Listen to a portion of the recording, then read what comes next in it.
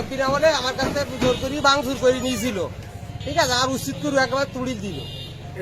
মানে জমি আপনার? জমি আমার, তারপরে কাগজপাতি সবকিছু আমার। কারা আমি ভোগ দখল করতাম। এমপিরা বলে নুরুল্লাহ এমপিরা বলে আমার ভাঙচুর করে একবার উচিত করে তাড়াই দিয়েছিল। আমলিকিরা বলে। কতটুকু সম্পত্তি আপনার?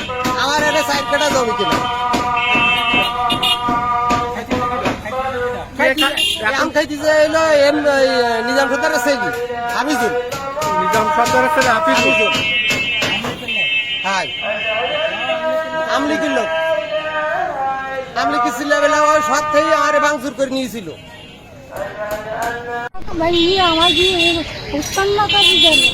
আমার দোকানদার কতদিন আগে? ওই কি সাল কয় আমি তো সাল বুঝি না।